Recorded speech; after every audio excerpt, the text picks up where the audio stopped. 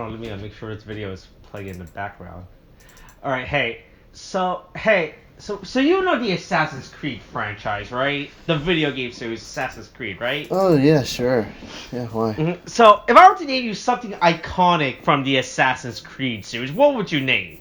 What, something iconic? like a character? Yeah, something that's not like a character, but like something like say, hey, when you bring it up, that's Assassin's Creed, right?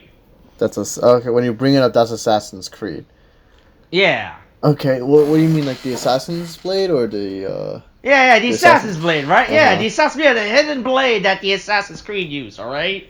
Mm-hmm. All right. So I just finished playing Assassin's Creed Origins. All right. This is set in ancient Egypt times, right? Before the dawn of mankind, right? Yes. Right? Before the dawn of mankind.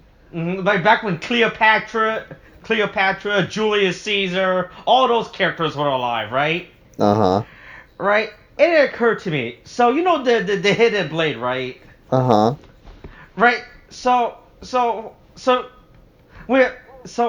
Yeah. What was the first Assassin's Creed game?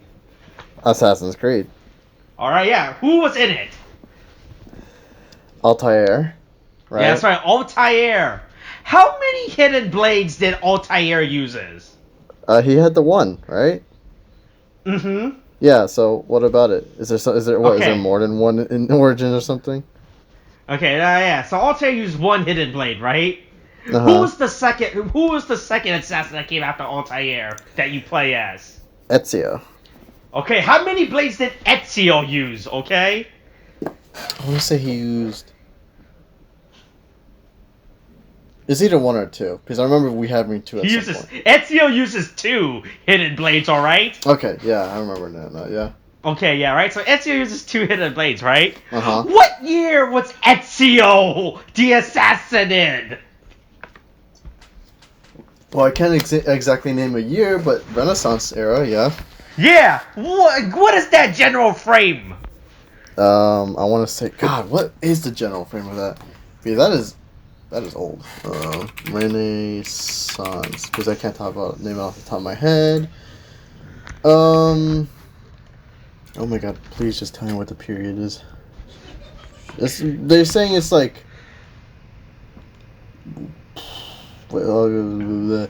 covering the 15th and 16th century, so like 1700s.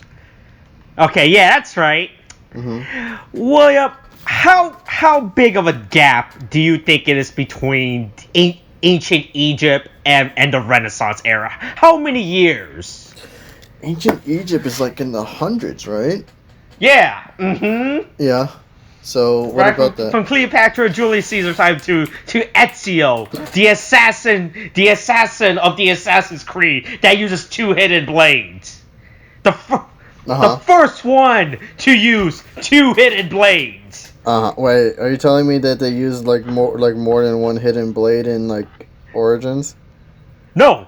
Wait. Mm-hmm. Okay. Ezio, the assassin in the assassin order was like the first one in the assassin's order. We're like, hey, you know how we use one hidden blade? What happens if I use two? Right. Right? Yeah. Because that's this ancient order that's been around since the dawn of mankind. Right? Apparently no one has always ever thought about it until he came along with the idea like, oh fuck, one hidden blade. Fuck that shit, I want two hidden blades. Wait. Are you mad at the fact that like Ezio has like two hidden blades when realistically somebody would have thought of the idea beforehand? I'm really mad that it took it to Ezio, apparently, be the first one to bring up the idea of, can I have two hidden blades instead of one to use? Well, that's what you get for making a sequel, right? I mean, come on. No, like it's apparently this fucking stupid this ancient society that's been around has never fucking put in that thought process of like, fuck, of like, hey, so you know how we go around doing assassinations, right? With our secret weapon. What if we have another one? Apparently, no one in the I don't know. Let's see, ancient Egypt, what 300 fucking. Well, apparently it's 3100 BC, so we're before. Yeah. Well, this is even worse. It took them like 4,000 years for someone to brought up the idea of Oh fuck! What if there's two? What if I use two? Right? Oh, okay, yeah. I think the Assassin's Order might be the dumbest group of fucking people to exist. Well, I mean, they're losing to the Order for a reason, so. Oh, do they lose the Order? No, please, like, remember, like, lore-wise, right? The Templars are technically in control of the world. And that's right. And the Assassins are the rebel group and shit. Oh, is it? Look, hey, look, I'll be real with you. The modern World of Assassin makes no fucking sense to me, alright? No, okay. I just found out that Desmond died, alright? No, yeah. I thought he was alive.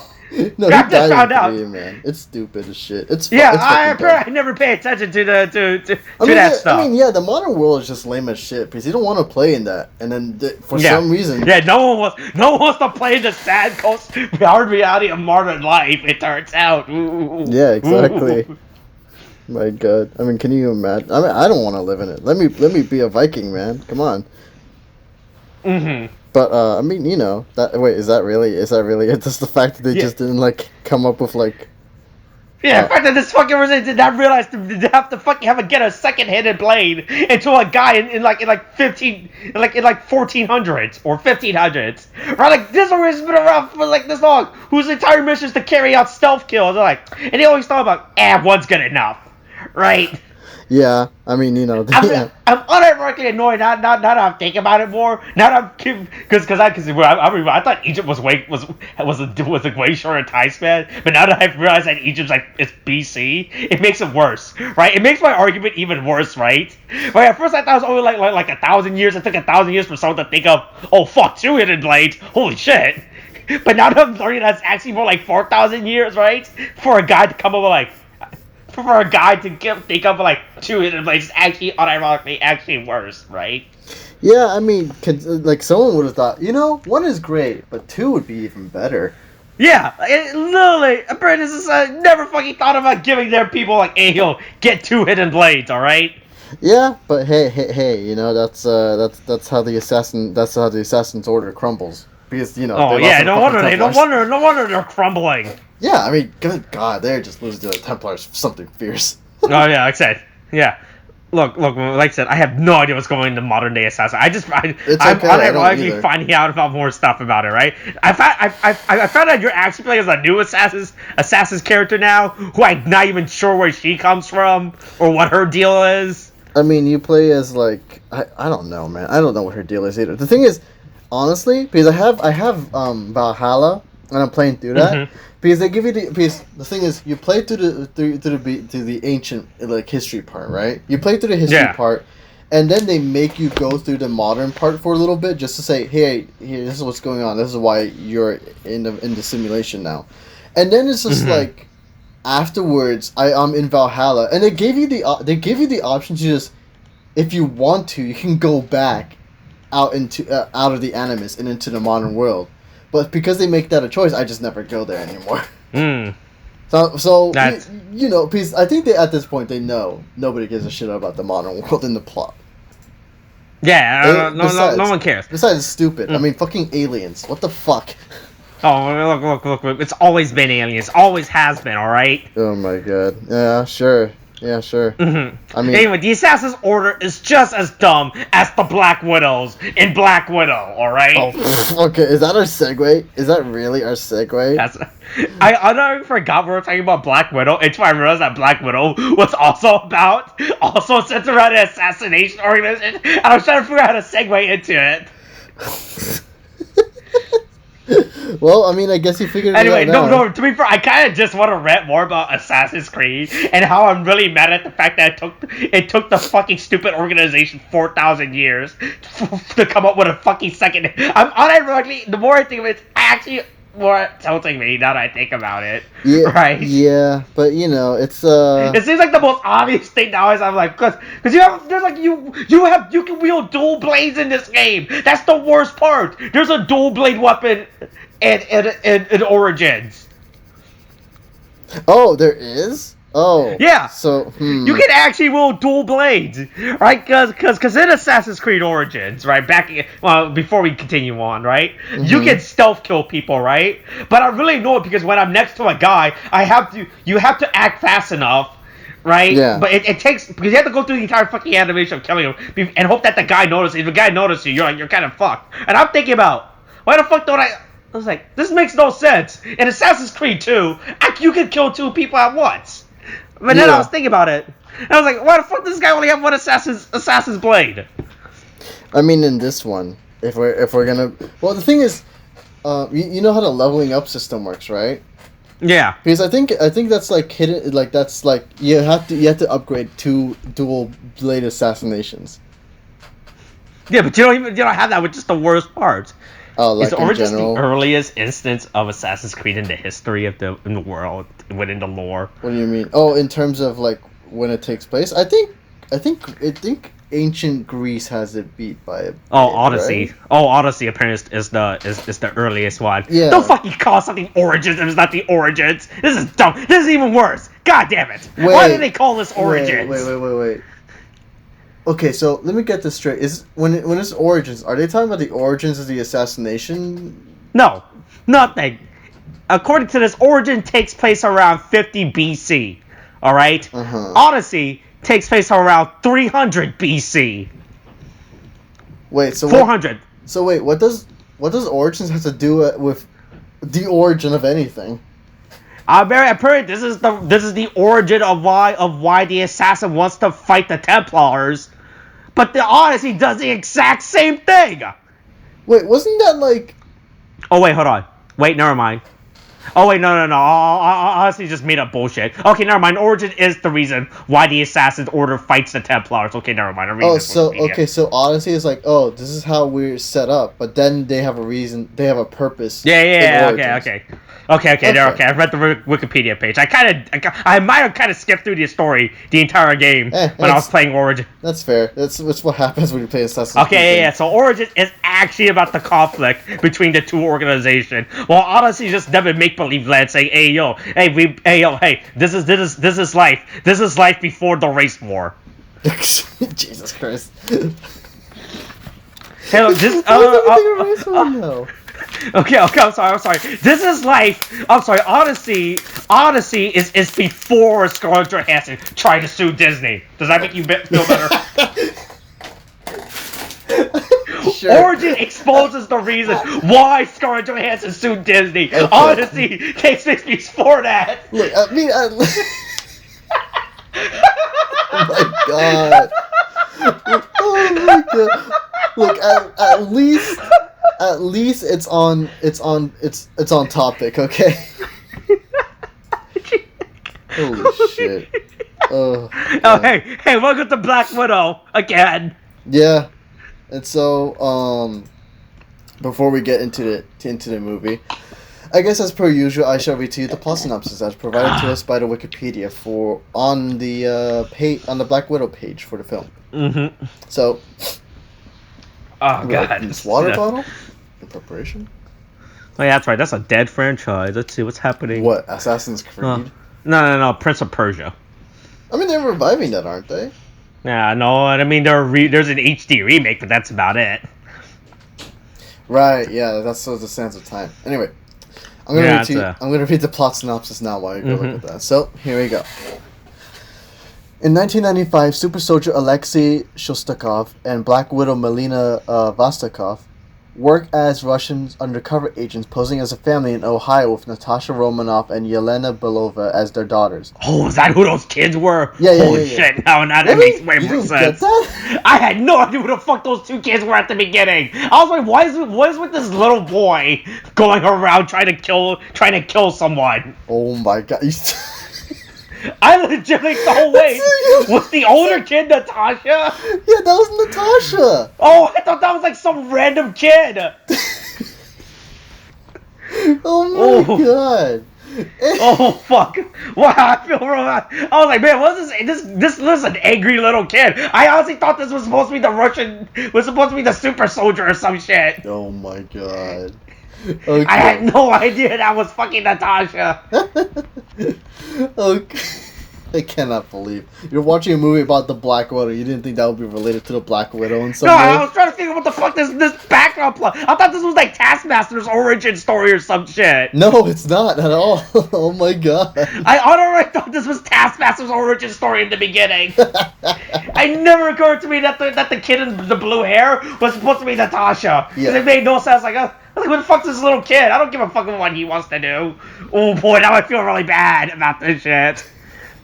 Okay. Hey, look, hey, don't gender assume people, alright? Don't gender assume people. Oh, Jesus. I don't know if that rolls off the tongue as well, honestly. Gender assume maybe. Anyway, they steal SHIELD intel and escape to Cuba, where their boss, General Dreykov, has Romanov and Belova taken to the Red Room for training. Years pass, during which Shostakov is imprisoned in Russia, while Romanov defects to SHIELD after bombing Dreykov's Budapest office and apparently killing him and his young daughter Antonia. In 2016, Romanov is a fugitive for violating the Sokovia Accords. She escapes from U.S. Secretary of State Thaddeus Ross and flees to a safe house in Norway supplied by Rick Mason. Meanwhile, Belova kills Rogue, former Black Widow, but comes in contact with a synthetic gas that neutralizes the Red Room's chemical mind control agent. Belova sends antidote vials to Romanov, hoping she and the Avengers can free the other widows, and goes into hiding. When Romanov is unknowingly driving with the vials in her car, Red Room agent Taskmaster attacks her. Romanov escapes from Taskmaster and realizes that the vials came from Budapest. There, she finds Belova, who reveals that Dreykov is alive and the Red Room is still active. Black Widows and Taskmaster attack them, but Romanov and Belova evade them and meet with Mason, who supplies them with a helicopter. Romanov and Belova break Shostakov out of prison to learn Dreykov's location, and he directs them to Vostokov, who lives on a farm outside St. Petersburg. There, she is refining the chemical mind control process used on the widows. Vostokov alerts Dreykov and his agents and his agents arrive to take them. But Romanov convinces Vostokov to help them, and the pair use face mask technology to switch places. At the Red Room, an aerial facility, Vostokov frees Shostakov and Belova from their restraints. Dreykov sees through Romanov's disguise and reveals that Taskmaster is Antonia, who suffered damage severe enough that Dreykov had to put technology in her head. This made her the perfect soldier, capable of mimicking the actions of anyone she sees. Romanov is unable to attack Dreykov due to a pheromone lock installed in every widow, but negates this by breaking her own nose and severing a nerve in her nasal passage. Shostakov battles Taskmaster while Vostokov takes out one of the facility's engines. They then lock Taskmaster in a cell. Dreykov escapes as other Black Widows attack Romanov, but Belova exposes them to the antidote. Romanov copies the locations of other widows worldwide from Dreykov's computer as the facility begins to explode and fall. She retrieves 2 surviving antidote vials and frees Taskmaster from this locked cell. Vostokov and Shostakov escape via a plane while Belova takes out Dreykov's aircraft, killing him. In freefall, Romanov gives Belova a parachute before battling Taskmaster. After landing, Romanov uses 1 antidote vial on Taskmaster and gives the other to Belova along with the locations of the other still mind-controlled. Of the other still mind-controlled widows, so she can find and free them. Alright.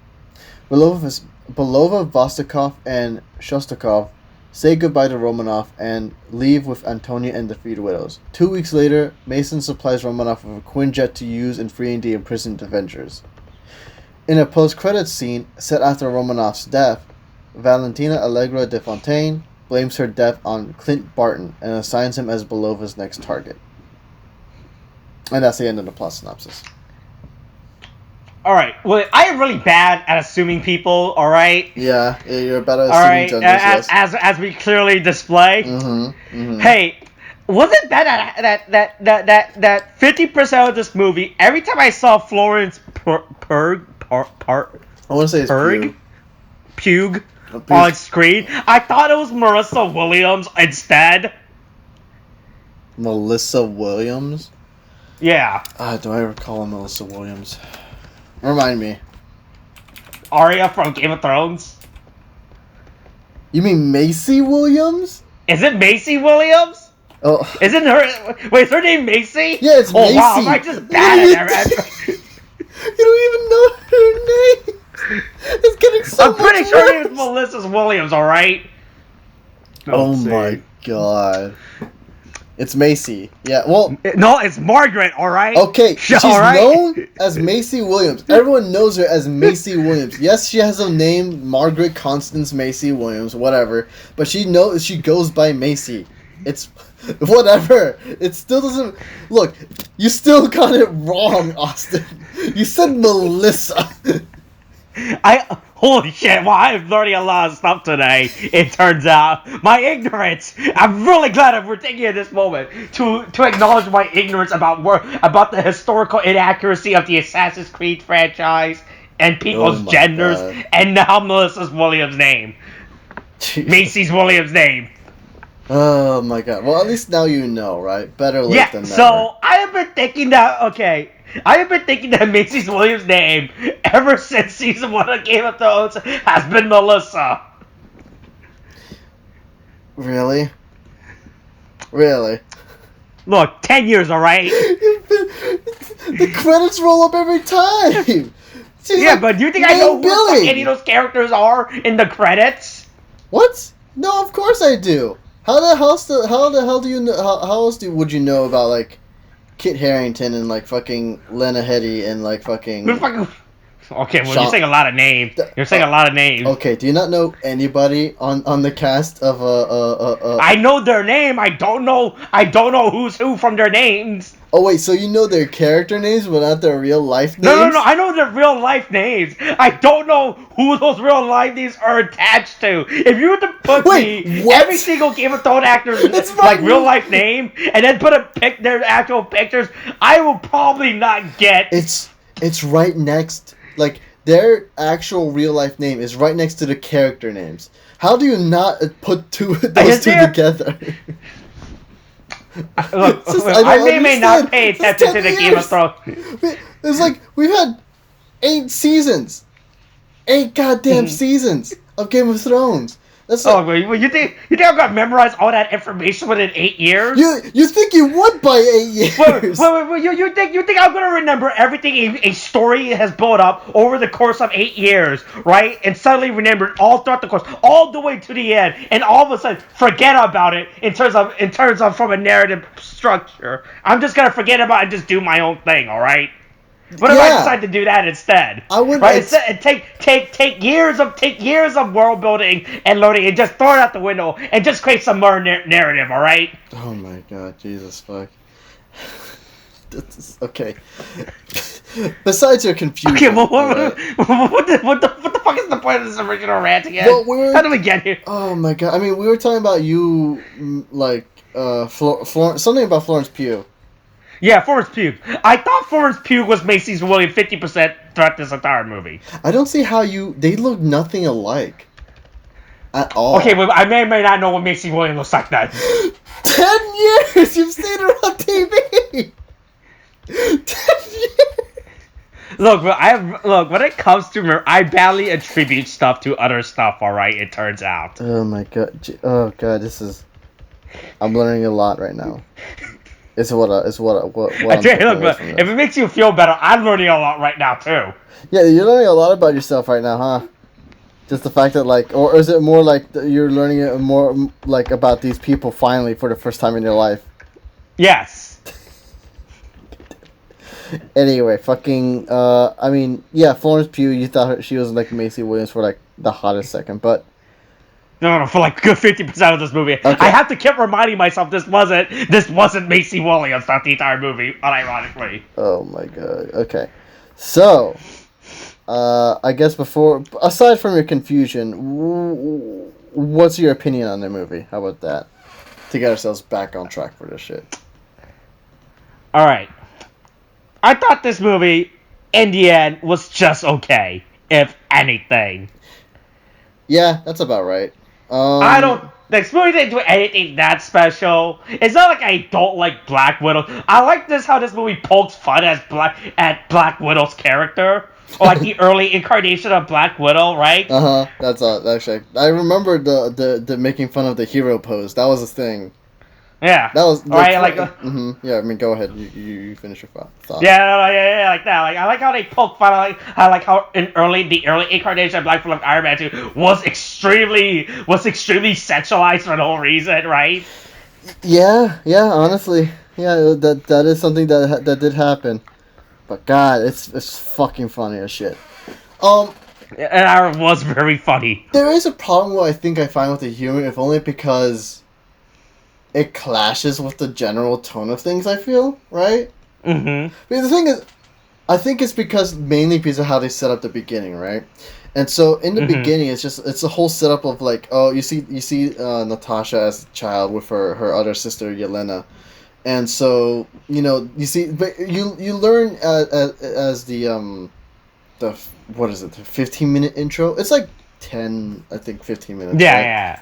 Mm-hmm. And you're learning about like you're kind of seeing how she was raised, like and how like she was what's the word? She was trained since based essentially from birth to be like a killer, right? And then it's like, and you kind of see like how they were like a fake family, and that was also a mission. But that was like the closest thing they would ever have to a family until they built off that for the rest of the movie, right? Mm-hmm. And the thing is, it's like during those like 15 minutes, it's a very serious, dour tone, especially with the opening credits, which feels like I don't, I am a bit conflicted on this opening, in the sense that for one, like you know the opening credits, they last a long time, right? They last a little too long. I feel like it kind of overstates its welcome a little bit, right? But it feels very maybe like I think like early 2000s spy thriller, right? Is how is just general vibe I get. It also doesn't help the fact that it has footage basically from like it's a Cold War, and then going into like modern conflicts like with the Iraq War or the Gulf War. I'm not entirely sure where the footage comes from, but it's around that time, right?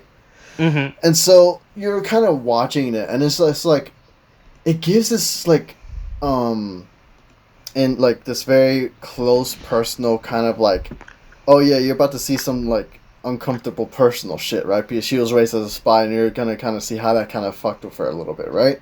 And that's kind of the vibe you kind of get, especially with the beginning. But then it's just like, as it starts moving, like it's like it kind of keeps the tone for a bit, but then it moves away from the tone, right?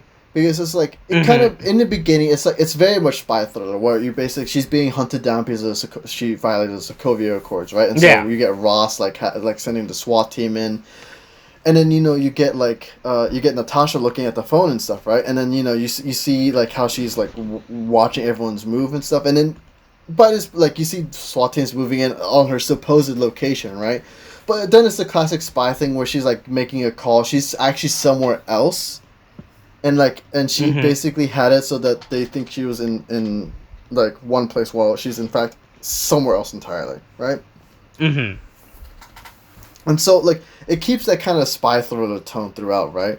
But then I think the biggest moment where it kind of just switches away from that is like probably when you get like Florence Pugh's character, like Yelena, right? She comes in and then now this kind of moves away from the dire tone a bit. It's especially prevalent if only because like when Natasha's kind of walking away, it's all very blue filter, kind of like saying it's all like sad and stuff, right? Then it kind of moves away from that tone. It's like it's all action, and then you see Yelena chasing after the widow defector, right? And so then it's kind of like straight up action. You also get like introduction into like Taskmaster and stuff, and then it's in this part of the movie, it kind of just goes straight to Marvel action movie, right? For a little for a bit. So it's just like, okay, now we're back in familiar territory. It's kind of like, we've seen this before. We've felt this kind of thing before. But it feels off, but it doesn't feel like it doesn't entirely belong, but it kind of fits, right? And then it's just you move forward, and then it kind of bounces between like, oh yeah, this is a spy thriller. Oh, but also Marvel humor, right?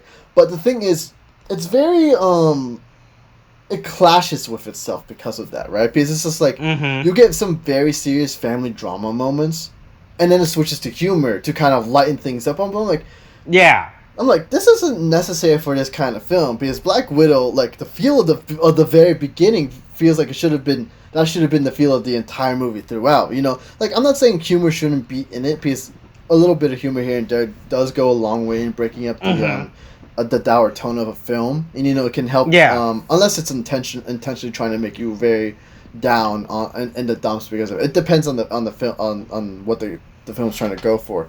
Here, though, it feels only conflicted because it kind of wants to talk about like how she was like raised as like a child assassin, right? Or assassin from birth to now, right? And it's all she's ever known, that kind of thing. And we also get like kind of talks about like how Natasha was like, yeah, we spent time together as a family, but that wasn't real. So she's kind of like, I don't know what a real family is except for like the Avengers, right? But then it's kind of her kind of learning to reconnect with the people of her past and to kind of accept what happened and kind of move forward with them because they all felt like they were a family, you know, together for that short time because they were all like, they're spies but they're also people, that kind of thing, right? And that's fine. Like I dig that, but the conflict in tone is just very off to me, you know? Like it doesn't entirely mesh well. Like again, it's the Marvel human that kind of takes things out, and it's just like, okay, we were in such a serious moment, and then we go back to Marvel humor, and there's a good amount of it. Like, I think it's just where it's placed, because I feel like if the Marvel humor was focused on like during the action, that's where it would feel more familiar, right? And it feels like it would fit more. But sometimes they'll have the humor pop in after like the serious family drama moments or like this like the serious spy stuff, right? And then you get hit with a joke, and you're like, yeah, that's an okay joke, but I was kind of into this before you took me out of it with this, you know? So that's kind of my biggest gripe with this movie. Yeah. I noticed that there was humor moments as well, and how awkward it was. But then I kind of thought about is how these characters technically are supposed to be awkward to each other, right? Right? It makes sense for these characters to make awkward joke to each other, right? Because like how they technically have never been quote unquote real with each other. So I guess you could call it like a coping, like that's how they deflect how they cope with each other, right? Like I remember there was like a weird joke. Like when they bust out David Harbour's character, Red Guardian, right? Yeah. Right, and like his character was making a period joke or something, right? Like is it your time of the month or whatever, right? Oh god, yeah, right? that's like, yeah, that was the thing too. Yeah, but that was like, yeah, but then Scarlet, Black Widow and fuck, they're both Black Widows. God damn, what a fucking Yelena and Natasha. Yelena was like, they both of them like made jokes about how, oh no, we can't have Pierce because I guess they got there. Yeah, that was also really brutal when you learn about that. It's like, oh no, we got like, I don't remember the exact quote, but I remember it being something similar to like, basically their uteruses were ripped out of them or something like that. Yeah, it was something to that effect, and it was like, that's really dark. What the fuck? Yeah, that was a really dark joke all of a sudden. Yeah, I know. Right? Yeah. But it's like, in a moment like, while like I get the awkward humor can be a thing, because I do acknowledge the fact that they're making jokes because it feels like, oh yeah, they're old family members, like the insensitive, out of touch dad type of thing, and they do play on that.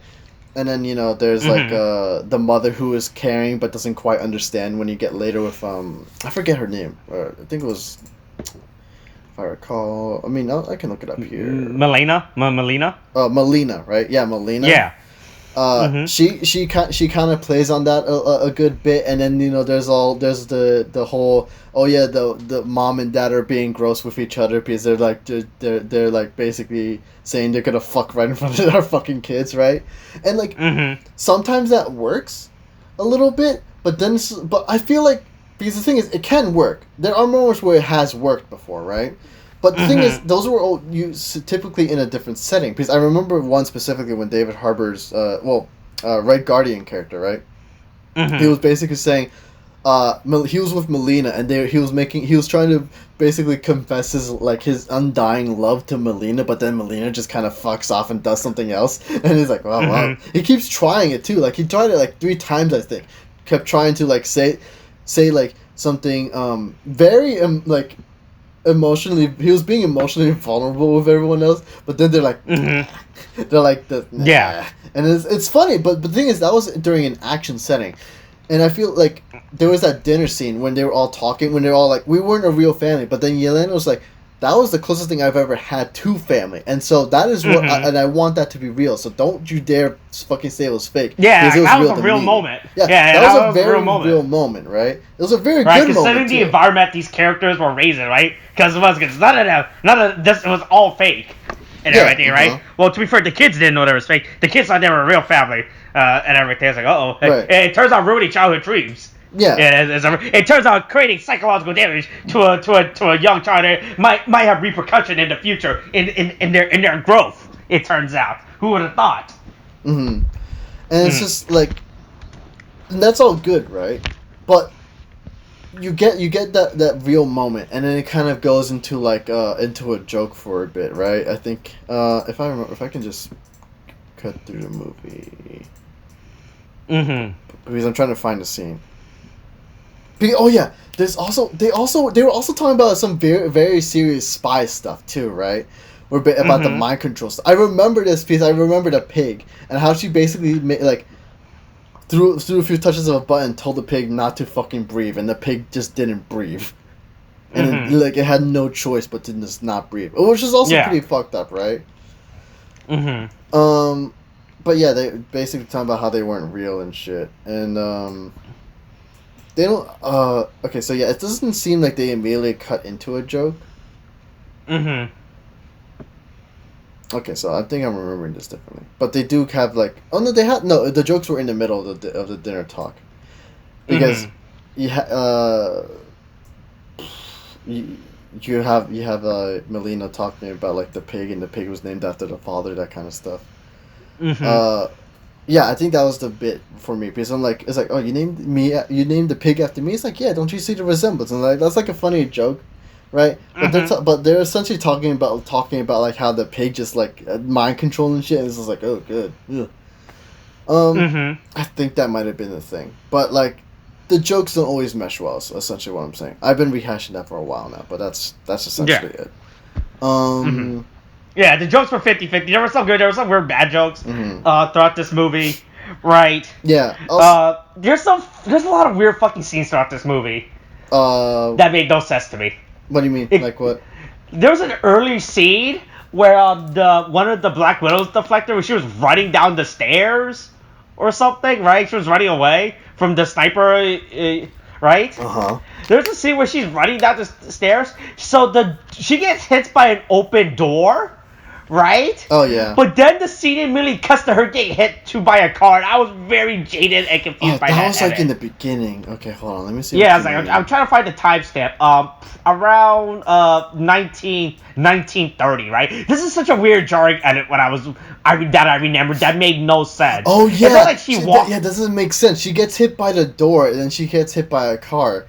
Yeah, it's such a jarring edit. Yeah, that's so I assume she gets hit by the door, then she stumbles into the street and then gets hit by. But the problem is, why did the door open? Yeah, hold on, I'm watching, because the thing is, she's walking down the same side of the road. Okay, no, you see, I see what the problem is.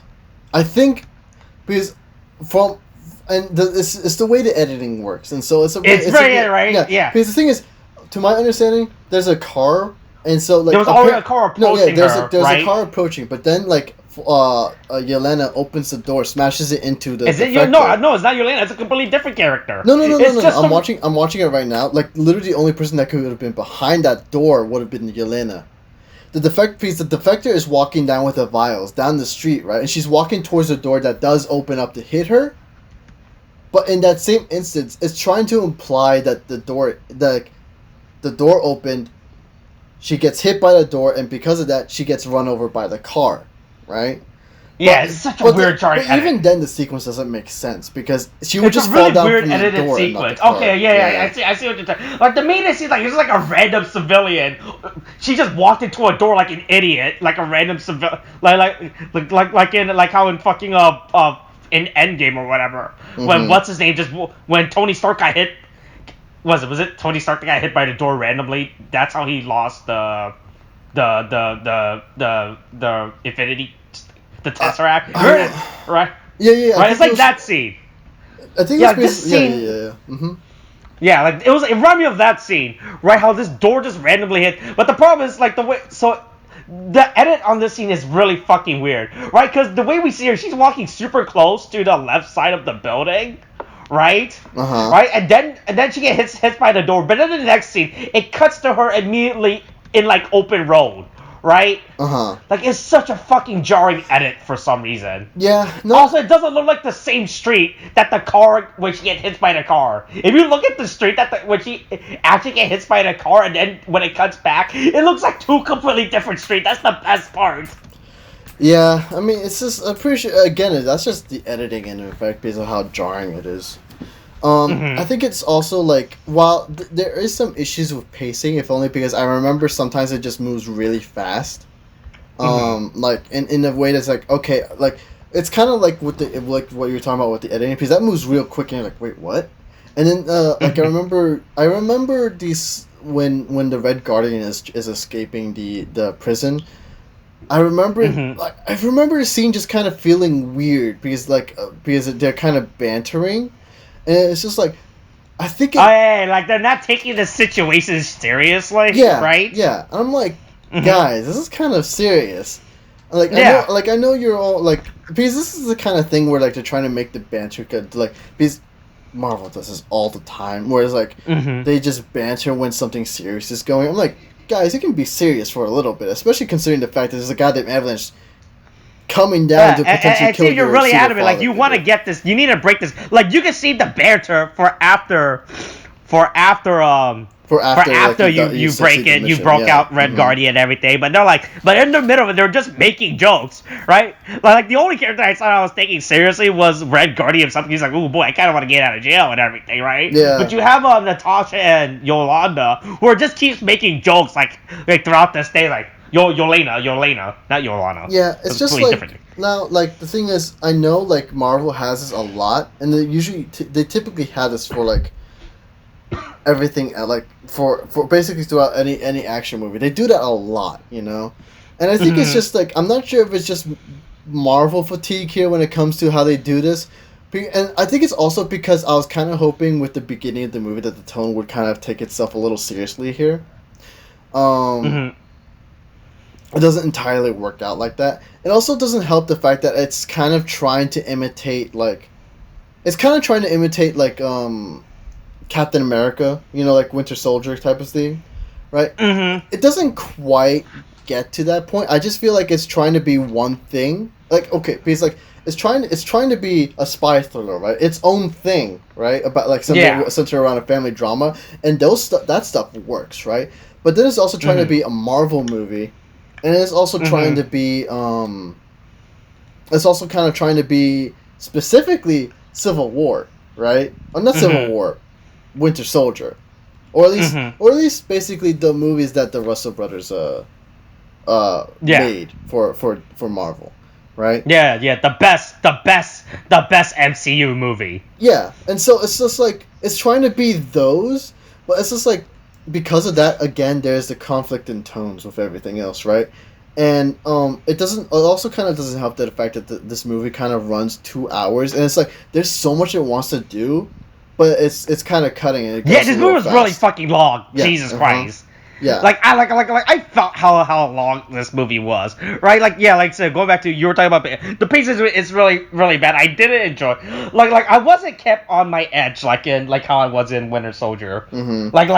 I still don't believe that Winter Soldier is the best MCU movie of all time. The thing is with Winter Soldier, with anything, it kept its tone consistent, right?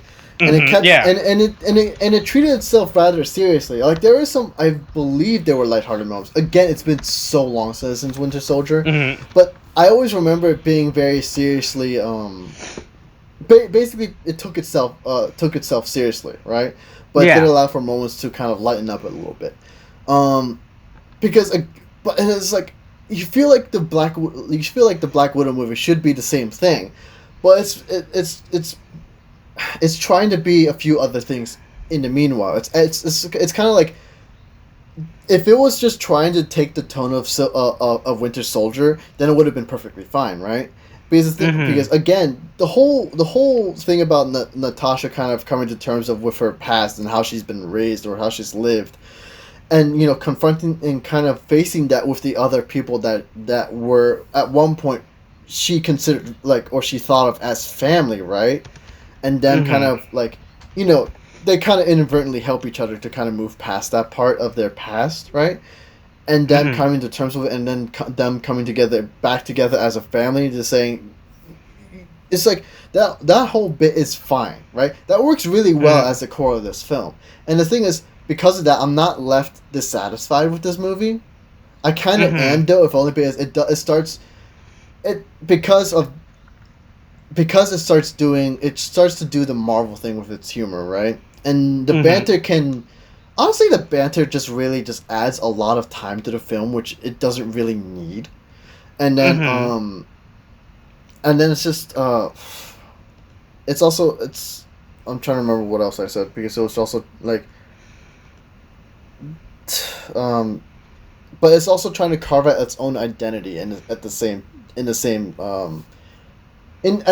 moment. Because the thing is, if it at moments feels spy thriller, but then it's just but it's trying to take its cue from Winter Soldier and Marvel movies, and it's just kind of it kind of brings it down, right? Yeah. And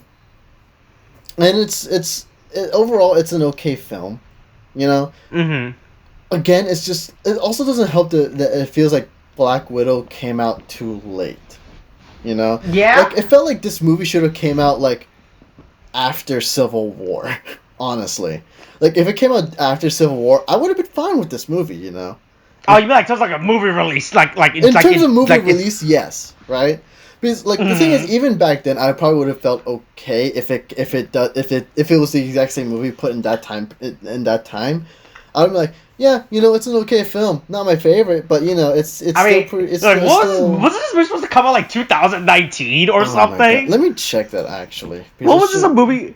Let's see. Blah blah blah blah. Release, it was delayed 3 times from its original. Okay, it was originally supposed to come out in 2020, May 2020. It was delayed 3 times. This movie really.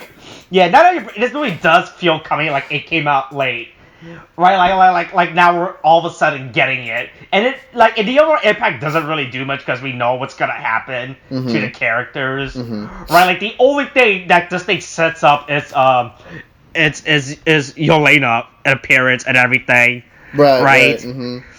Because she's gonna be presumably the Black Widow replacement for Scarlett Johansson at this point. Yeah, hey! I bet Disney really wants to replace Scarlett Johansson now and everything. Yeah, I know, right? I mean, they really did her dirty too. After I learned that apparently she won't get the money for the movie that she worked, on, which actually sucks real hard. But, this movie really came out unironically. If you it came out late, but even then, it still came out late in general, right? So I like what this movie tried to introduce and have I like that we finally explored the Black Widow program, right? It's oh boy, hey, I was finally get Taskmaster. I'm really annoyed, but they did Taskmaster dirty. I can't believe they did that to Taskmaster. I'm really annoyed with what they did. What are you annoyed with? I want to hear. Right, because Taskmaster was always this hyperactive character, right? I want to say that's Moon Knight, right? We're talking about Moon Knight or Taskmaster here, because Moon Knight's the insane guy who just does whatever the fuck, right? Yeah, but Taskmaster was always kind of like Moon Knight in the same wasn't he always also pretty?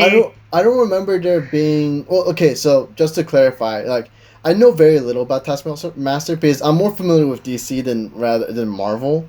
Okay. Mm-hmm. So in terms of personality, like like I don't really know much about what goes on with Taskmaster. The only thing that I feel like they did dirty in terms of Taskmaster's thing is like I wished it wasn't like I wished it, like, because the thing is they did the reveal where Taskmaster is actually the daughter that Natasha attempted to kill, right, when she was defecting to Shield, and so when you find out it's her, like I was kind of hoping like it was gonna be more like, oh yeah, she became driven and filled with hate, and so she basically tried to become the very best, and then she ended up being the best because of that, right? And I was kind of but I mean, because the thing is, she's kind of supposed to serve as you know, Natasha's past, kind of going back to bite her in the ass, right? And so like, but then they kind of and I kind of get it too. Like they kind of say, oh yeah, this is just the general's daughter, you know, who has been, you know, put in a suit and forced to become a soldier through mind control, right? And I would have liked it a lot better, because the thing is, mind control is kind of standard villain stuff. I would have loved it. Yeah. I would have loved it because it would have been a lot more sinister if it was like, if it wasn't like, he didn't brainwash his own daughter with a mind control drug. He just like did it through like other more realistic and far more sinister means. I think, like if he fed into her hate by using Natasha and basically saying, heaping huge amounts of like mental and physical abuse on her, because like, and saying that's an excuse, saying I'm using this to toughen you up so that you can get your revenge on Natasha type of thing, right? And because the thing is, I always liked the idea of Taskmaster being like, oh yeah, he looks at, because the thing is with Taskmaster, for anyone who doesn't know, Taskmaster looks at a thing and can do it perfectly, right? He only needs to see it once and then he can do it. Right? And so the fact that like they basically have it so like, oh, it's done through technology by analysis or whatever, right? I feel like that, I kind of wish it wasn't like that. If only because it feels like you're kind of taking it away from the character, you know? Yeah. And also, right. And it's just like, I mean, the thing is, the whole twist on her on Taskmaster character, with what I just said about like how it could have been like, the general using his daughter in a very disgusting way, right? Rather than just doing a mind control drug, would have been a lot better to me personally. I can get, but I get the mind control thing. My main disagreement, and one that I will say, is just like, I wish she just basically, they kept the character trait to her character, not made it because of like, oh, it's because science and tech and tech. I wish it was still because of the person, you know. But that's I wish they had more of the original, of the actual Taskmaster, because I actually like that. Taskmaster's a fun character. He's pretty much Moon Knight, except not as serious. Yeah, and right. Yeah, Moon Knight's right. Like That's like such a weird fucking weird. Like that's the only way I can compare them. He's like Moon Knight except serious, and yeah, that sounds about right from what I remember being told. Yeah, boy, I hope Moon Knight's fun in Moon Knight. Oh, God, I do. I'm putting all my money into Moon Knight. All right, for the MCU. All right. Oh my God. Look, I love Moon Knight. Moon Knight's such a fucking great character. I hope they don't fucking ruin Moon Knight. All right. He's a TV show, right? Or is he actually being a movie? He's a TV show. Yeah. Okay. All right. God, I hope they make him fun and zany. All right. All right. That's the like. Look, I don't want a serious Moon Knight. It's not going to be as fun. Yeah.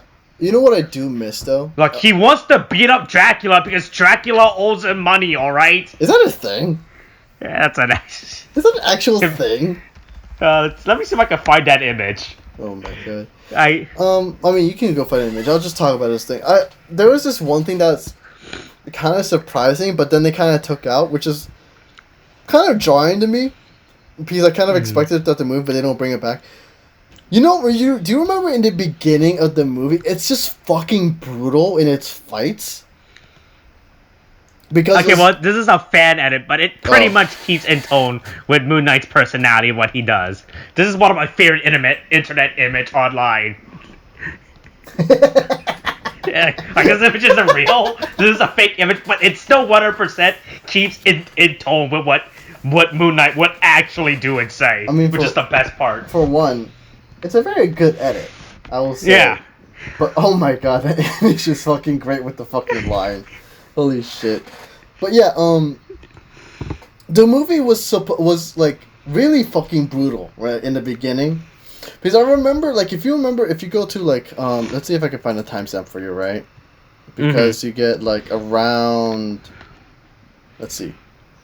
Yeah, around, like, 32:15, right? When, you get, like, basically Yelena kicking, like, they're on the floor, and she kicks Natasha off of her into a door, and the way she flings into the door is just fucking brutal as shit, right? But yeah, it's like there was like this strange brutality in the beginning of the movie, which kind of loses itself. Because I think that's because that was in tone with like it's supposed to be a spy thriller movie, and it's just kind of show that these spies are fucking brutal in the way they fight. Yeah, and I like that a lot. But then afterwards, it doesn't feel as harsh. Yeah, afterwards the fight when Natasha, a lot of fights was actually very intense. Like it was actually an intense fight sequence, and I actually enjoyed. But then afterwards, the entire movie's fight scene honestly pretty tame in comparison. It's standard Marvel action fare, you know, and I feel like that's probably because of the influence that Marvel executives or whatever had on this movie. Because I feel like if they let the director have her way with this movie, it would have been a lot better. But it felt like she was supposed. They said, "Oh yeah, add this. Make sure to put this in here because that's just how Marvel movies are now." I'm like, but that just does a disservice to the movie as a whole. Because like you have this like, there's a wonderful core to this movie, and there are spectacular fight scenes in the beginning, which actually made me basically like, oh yeah, this movie feels like it's gonna be good, right? But then it kind of loses that afterwards, you know? Yeah. And it's just like it's a bit of a shame.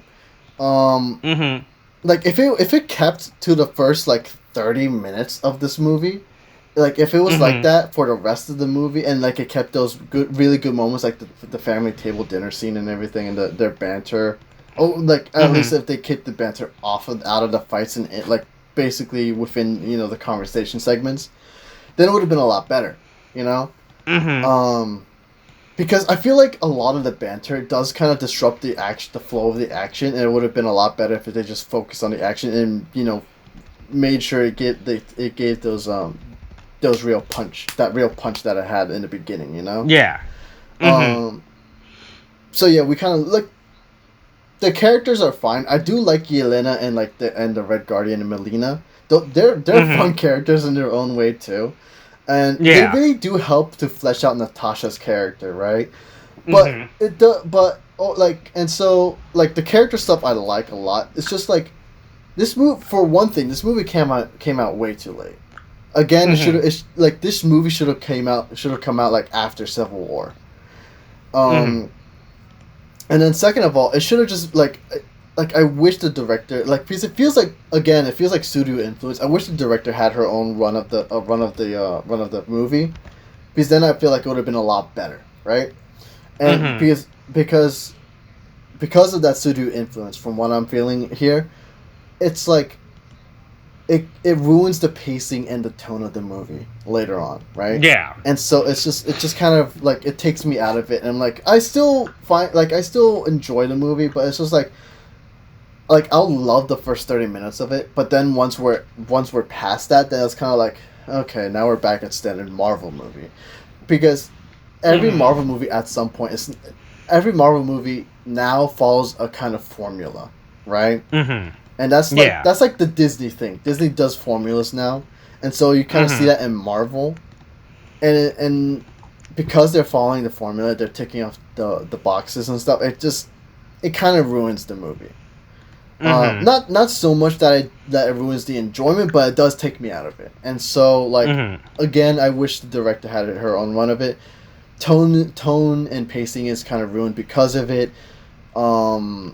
It kind of ruins you lose the spy thriller sense of things, and then you also you lose the action, the very good action scenes that you had in the beginning and stuff. Yeah, it's just like you have a good movie in there, but it's just bloated, and it's a shame to me, you know. But that's my thing on the movie now. Yeah.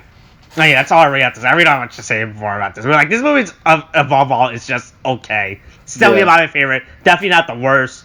Right? I feel like it had good costs. It could have done better with what it was trying to do. Yeah. Right? It was just very weird, awkward at times. Right? Like it had one direction, but then it just stopped with that direction halfway throughout the movie to go into a completely separate direction. Yeah, right? honestly.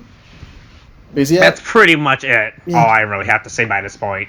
Yeah, it's just like definitely it's like worth a watch, but it's just like rewatches. Like again with most Marvel movies, like I wouldn't rewatch this.